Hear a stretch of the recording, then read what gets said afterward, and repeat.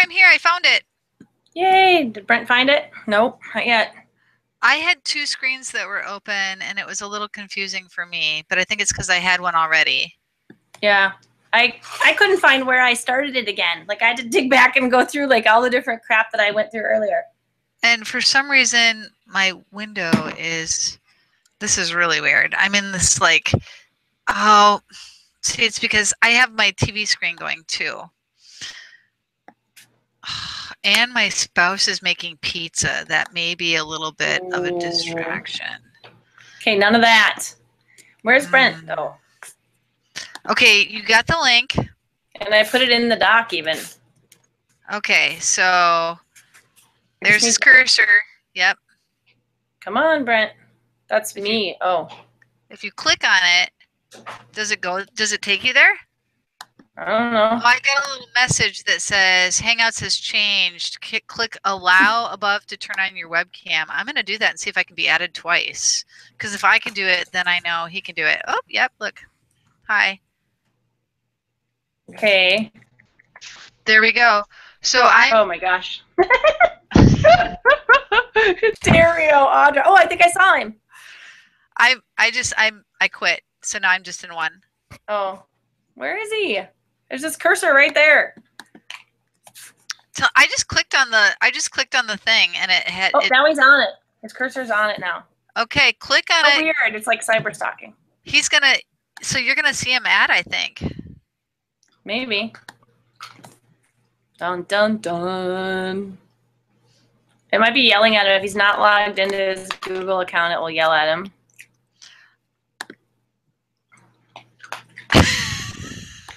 Well, he's on it. I can see his cursor. Yeah, he is. He probably had to. I know I had to. Oh, something just. I adjusted your audio level. Was that yelling? No, I turned you up, not down. Oh, okay. I just noticed that we were both, like, in the recording sounded really good. It's really clear.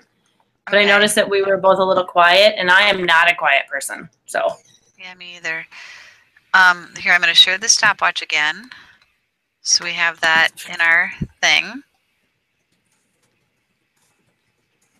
Don't be so impatient.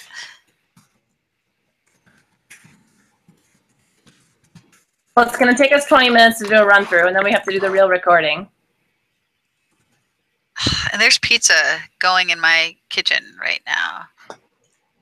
It's installing. Why does he have to install? Maybe he's using a mobile device. Oh, maybe. Or maybe he's not in Chrome. You're in Chrome. It's just an extension. It's not even an extension. This isn't even an extension. Well, it's... Nope, this is a website. It's an app. It's not. Yeah, it is. You get it under the waffle. That's where I had to go. I didn't have to. I did. I had to go under the waffle. The first time you called me, it didn't work right. It's called an array, Missy. What do you mean an array? The waffle is called an array. It's an array. He's on Firefox. Okay. There. That's his deal.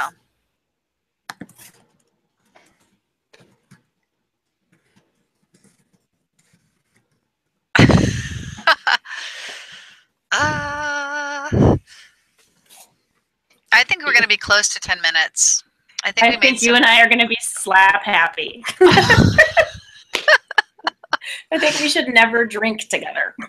Okay, he just left. Should. Where'd he go? Just left the dock. Oh, it's because he was in Firefox, and now he's going to launch Chrome. And well, why did he leave this dock open in Firefox? Because he didn't think about that. I don't know. Some people, some people really struggle.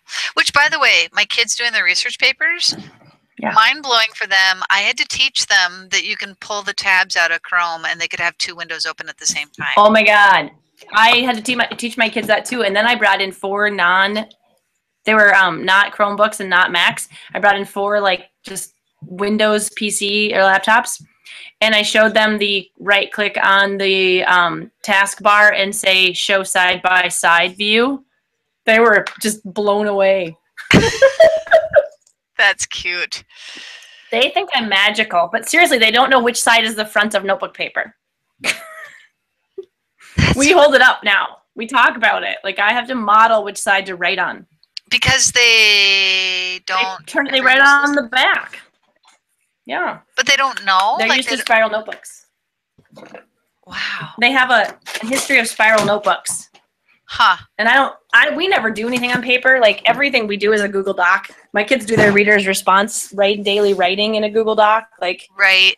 You know, sometimes my kids, like... Sometimes it takes me longer. I mean, I watch my English teacher colleagues. Sometimes it takes me longer to grade things online. That's true. See, it doesn't for me because I use Google Classroom. Yeah, but then also, so... No. It's just like reading... Like when you're reading a paragraph, you can kind of go sort into your A's, B's, and C's, and then you can kind of grade them. Hi, Brent. He's here. I made it. Brent is here. Yay. You sound just like you did when we faked your voice. It's deeper. I think it's deeper. I've got a sinus infection, so it's even deeper than it normally is. Oh. Well, we could not read your voice without pretending we were you, so that's probably why we had 11 minutes and 45 seconds, because every time one of us pretended to be you, we broke into giggles. Nice. We were amused by it. I don't know, but... Amused is anyway, well, amused is the word, yes. So, first of all, what you need to know is this is recording and streaming live through my YouTube channel, okay? Okay. So I will, after we're done, I'm going to strip the audio out of it and for our final podcast, and then I'll delete that off of my YouTube channel so it won't exist on the internet anymore. Okay. But so we should probably not cuss like a sailor like I was doing earlier. Here. The other thing that's weird about Google Hangouts I've noticed is that if two people try to talk at the same time, sometimes Hangouts freeze. Like the audio freezes. It's almost like one person can send and everybody else has to receive. So just know that if it seems to be okay right now, but I have been on it. I can talk over you and interrupt you and see if it works. No. It seems like it's fine right now, but it can be glitchy, I think. It must be because we have the infrastructure to support it. That must be it. That must be it. Okay, so awesome. So Brent, you read through. Yep. And we basically just chopped up everything you wrote, everything she wrote, and everything I wrote, and merged it into this Oscar caliber script here. Absolutely. With all the pretty words and everything. So, cool. Let's. Just a reminder. What I think with Indy, what we should turn in is let's put a link to the podcast at the top of this doc. We'll clean this doc up. Let's clean up the script and let's put our references underneath it. Yep, I agree. Sounds good. Absolutely. So anyway, let's just do. You might have noticed that Audra has the timer. She's in charge of our time. Okay. Let's just do a read through, and we want to keep it really conversational. I know my favorite podcasts are the ones that are more relaxed, more just sort of humans talking. So let's do that. We tried to get rid of and change the wording of anything that was kind of clunky. So if there's something that you come across, Brent, that you're like, oh gosh, I don't really like how this is, you can just go on in there and reword it how you feel like it comes out of your face better, you know? Okay. So, because we want to just keep it flowing, and to get a true time, we have to do a read-through without stopping. So, okay. Anyway, are we ready? Focus. Got your finger on the top on the button? I'm ready. All right, let's go. Okay. Welcome to our weekly podcast, The Future is Here, where we focus on technology topics that affect classroom teachers. Today our focus is rolling out one-to-one devices in the classroom. We'll be talking about the pros, the cons, and related wisdom from those who've been there. Our regular guest hosts, high school teachers Brent, I don't know how to say your last name. Willette. Okay, there we lost 8 seconds. And Audra Lind are here to offer their personal experiences, along with what the experts have to say. Good afternoon. Hello. So let's start with the benefits of having one-to-one devices in the classroom. Audra, I believe you have everything we need to know for that. Well, I wouldn't say that, but okay. So what would you say? Well, I know I've mentioned before that my district is behind the technology curve. We are exploring options right now, but money is a big factor. So to convince our district to move ahead with one-to-one, we need to have some pretty compelling pros on that list. Isn't that the truth? The root of all things is money. One great resource is a white paper written by Carl Hooker. He's the Director of Innovation and Digital Learning in Ames, Texas. And he's a founder of iPad Palooza. So his paper tracked their one-to-one initiative for 3 years. Now, while the data was local and therefore somewhat limited, it produced some really encouraging findings. Don't you think that his local information would be somewhat typical to the United States education system? Well, possibly. He did outline some pretty universal benefits for students. Now, the first one was engagement. Oh, I know in my classroom engagement plays a very big role. If they're bored, they misbehave. Yep. Hooker found that between 2011 and 14, students reported feeling more engaged in class when iPads are used, almost 80 to 87%. And they found that distraction, which had initially been a major student concern, decreased by nearly 20%. And also, literally 100% of students reported an increase in communication between teacher and student. Creativity increased, specifically student-produced work increased by 11.8%. And when asked if having the iPad enhanced their learning experience, 83 to 87.9% of students responded with yes to absolutely yes. Those statistics are amazing. I think most people think that having devices in the classroom is a major distraction. I think that can be said of anything, but solid classroom management goes a long way. As well as student-centered lessons. Oh, that too. Yes. Now, with the one-to-one, students were able to produce wide-ranging digital artifacts, including blogs, online portfolios, videos, and even coding in kindergarten. And those activities just hadn't been possible before. So how do they handle the increased presence of these students on the internet? Isn't that an issue too? Well, actually, an added benefit was that these activities opened the door to conversations about cultivating positive digital footprints. More and more, college and job recruiters use social media and Google to research applicants. So having that everyday discussion was highly beneficial for students. I suppose, like anything else, it's just making connections and using explicit instruction. So, what is the impact on teachers? Well, teachers appreciated the one-to-one devices too. As you guys know, they make assessment easier, they offered the opportunity for real-time feedback, and they improve communication. And like the students, teachers reported decreased distractions and less behavior issues than in traditional classrooms. I worry what parents' reactions are to their students having a device of their own, especially since my students will be taking theirs home next year. Well, an unexpected benefit of the one-to-one rollout was parental involvement. The district had anticipated some training and maybe updates in the school newsletters, but found that the one-to-one devices increased parental awareness of their kids' digital lives. Driven by demand, the district now offers digital safety night, workshops, resources, and even full semester-long courses. Huh. Seems like it provided the expected positive outcomes, but isn't there two sides to every coin? What about the cons? Brent, I believe you did our investigation on that, right? Right. Not all of the research is in favor of one-to-one initiatives. There are some drawbacks and concerns. The biggest of these is money. There are countless districts in the United States. What the hell did you just do, Jennifer? Sorry. I don't know. I just cursed. I'm so sorry, you guys. There we go. We're live and I cursed. I'm so sorry. You know what I did? I was trying to expand the window for the Google Hangout so I could turn Brent's volume up. And I'll bet I clicked on the wrong edge. Oh. I paused our time, so we didn't lose any time. We're doing good. Brent, where were you? But I actually think this is going really well, and considering where we're at in the doc, we do have, we probably need to talk just a little faster, is my thought on it. Yep. Okay. Because where are we at? You're right, is this where you're at right here? Not all research? Okay. So that is page what? 2 of 6? 3 of 6. 3 of 6. So we're halfway. Oh, and we're not quite halfway with our time. Yeah, I think we're okay. Maybe we're doing okay. Mm-hmm. All right, Brent, sorry, I won't click anymore. Okay. Are we ready? I need to turn your volume up. So, okay, go ahead. Okay. Right. Not all of the research is in favor of one-to-one initiatives. There are some drawbacks and concerns. The biggest of these is money. There are countless districts in the United States that have budget concerns. Finding the money to purchase a new device for every student in these districts seems unrealistic. And once those devices have been purchased, there's also the cost to maintain them. In order to be able to support every student using a digital device, the district needs to have the infrastructure to support that kind of usage. Again with the money. Hey, if the district provides the devices, the district is responsible for fixing them when they break. Another cost that must be considered is infrastructure.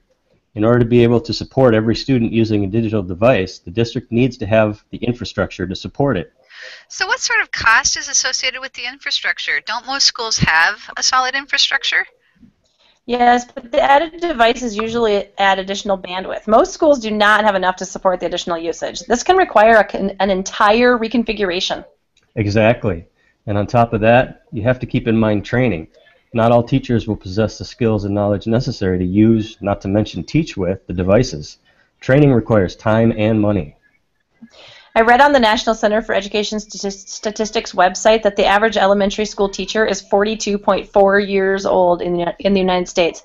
These teachers have not grown up in the technology age, and unless they have a strong desire to learn, they're likely to only have user-level knowledge. This can't be ignored. I hate that I say good point and I'm 45, but go on.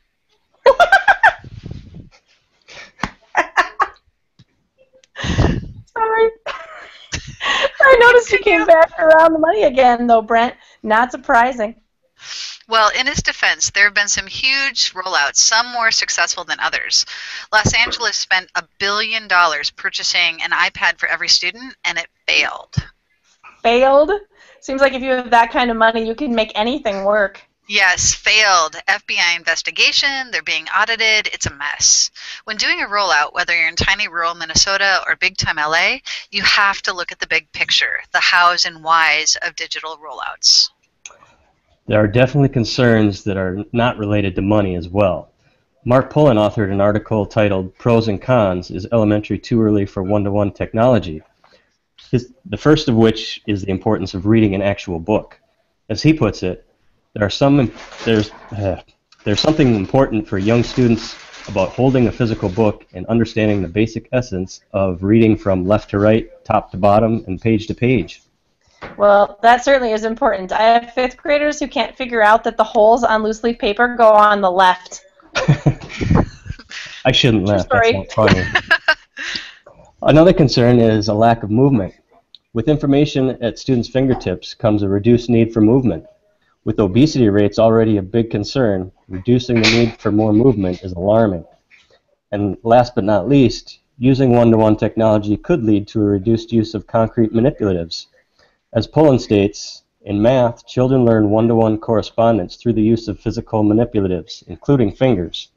Some one-to-one detractors fear the loss of such manipulatives as a result of one-to-one technology being implemented. Clearly, before starting a one-to-one initiative, the pros and cons need to be thought out and addressed. Clearly. And it's important to remember that the pros, that the devices don't replace everything in the classroom. In my classroom, we have floor seating that's entirely mobile, so I'm not sure how I agree with the movement issue. Oh, I hear it. But we've talked about the pros and cons, but I've never worked through an actual rollout. Jen, your district has already embarked on this, haven't they? Yeah, they have. We're in what we're calling year zero. We have a budget, a rollout plan, but are working out the details. So what have you learned in year zero? I've learned that every time you think you have a comprehensive list of concerns, you find another one to add. So what's on the list? Well, money was at the top, and we received referendum money. We'll be one-to-one for all students from grade 4 to 12 in our district next year. We had to consider everything from type of device to charging stations to repairs to integration into the curriculum and professional development. Right. Inventory where you were, draft a strategic plan for where you want to go. Were teachers involved in the process? Yeah, we have a technology team made up of teachers. There's one from every grade. We meet about every 2 weeks. You know, it's interesting to see how some of the younger teachers are the ones pushing back more than the older ones like me. That teacher buy-in is definitely a hurdle. Huh?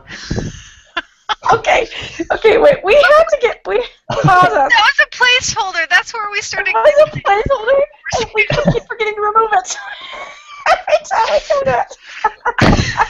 Okay, that was a little odd. Yeah, it was supposed to be more of a huh, like, wow, or, let's see, future buying is definitely a hurdle. How about if you say, it sure can be, or what else would you say? Brent, the first time we read through this, Audra was playing you, and she went, huh, and I giggled for a full minute. It's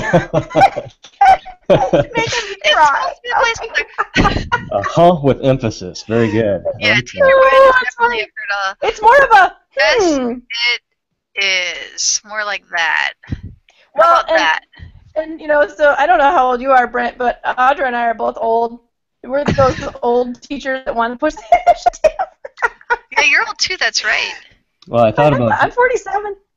I thought about jumping in when you said 42.4 because that's pretty much how old I am. Oh, there you go. Well, see, and this could be your response right here. So instead of yes, it is, you could say, being of the average age. Do you know what I mean? Yeah. Yep. Yeah, you're, considering I'm the average age or something, I've seen that too. Do you know? Yep, that sounds good. I like that. Or even say the numbers, being 40, blah, blah, blah, or whatever. Go ahead. You just type your own thing in there. Okay. Oh. Go ahead. Or I could. You can. Where did it go? I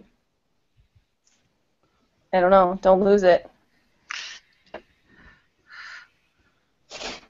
Well, how did you get Audra, how did you get the timer to replace you in the pictures? I just did screen share. Does it completely replace me?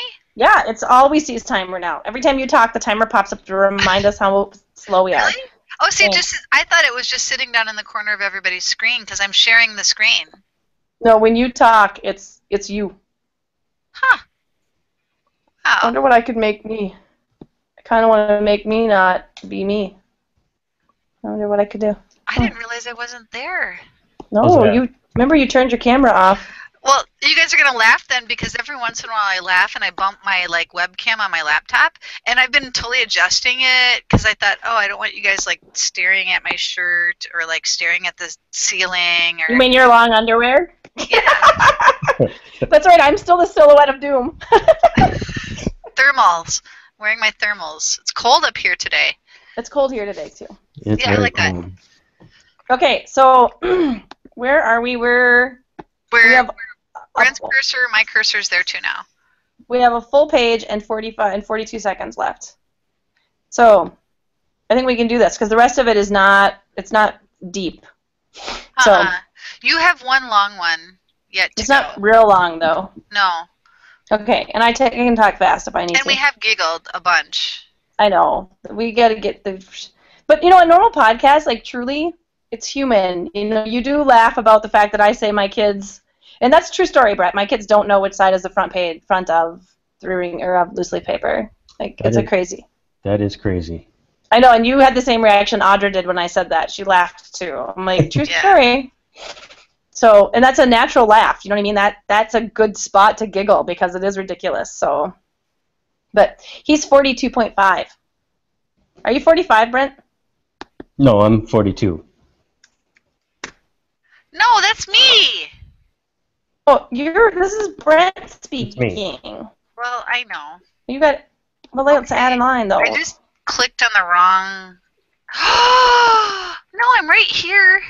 Yeah, you're right there. You're next. So add it in your own spot, woman.